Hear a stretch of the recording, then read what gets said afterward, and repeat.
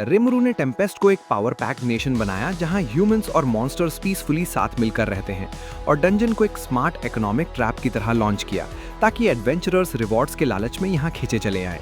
पर पर्दे के पीछे मरियाबेल की एंट्री हो चुकी है जो रिमरू के बढ़ते हुए इन्फ्लुएंस को हर हाल में रोकना चाहती है।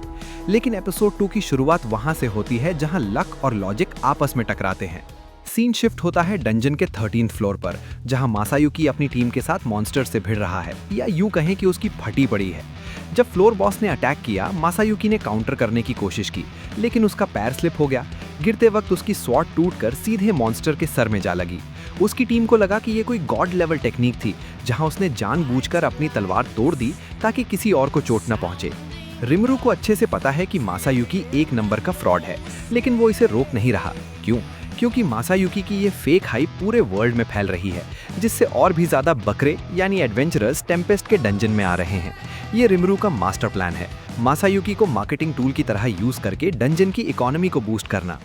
अब आते हैं बोर्ड रूम में जहां असली पैसा बन रहा है। रिमरू, म्योजमाइल जिसे हम प्यार से मोटू बोलते हैं, और वेल्डोरा प्रॉफिट डिस्कस कर रहे हैं। मासायुकी के लक की वजह से इंटरनेशनल ट्रेड बूम पर है और एडवेंचरर्स की भीड़ से प्रॉफिट डबल हो चुका है। रिमरू सबको पैसे देता है और वेल्डोरा तो इतना कैश देखकर अलग ही नशे में झूम रहा है। लेकिन तभी रिमरू को एक नया खतरा दिखता है, टीम ग्रीन फ्यूरी। ये कोई आम एडवेंचरर्स नहीं है, ये एक ऐसी अजीब टेक्निक यूज करते हैं जिससे अपने मेंबर्स की संख्या बढ़ाकर एक छोटी आर्मी बन जाते हैं। इन्होंने सिर्फ 4 दिन में 20 फ्लोर्स क्लियर कर दिए हैं। रिमरू और मोटू एक दूसरे को देखकर वो क्रीपी स्माइल देते हैं, मतलब समझ जाओ इनका स्वागत करने के लिए कुछ बहुत ही बुरा पक रहा है। इसी बीच वेल्डोरा बताता है कि हिनाता का स्वॉर्ड प्ले बिल्कुल उस अपोनेंट जैसा है जिसने 300 साल पहले उसे टक्कर दी थी। जब रिमरू ने मजे लिए कि क्या तुम हार गए थे, तो वेल्डोरा ने बहाना मारा, अरे नहीं, तब मैं बच्चा था। डंजन की सबसे निचले फ्लोर्स पर रिमरू की सीक्रेट रिसर्च फैसिलिटीज हैं जो गबील और वेस्टा के अंडर चलती हैं।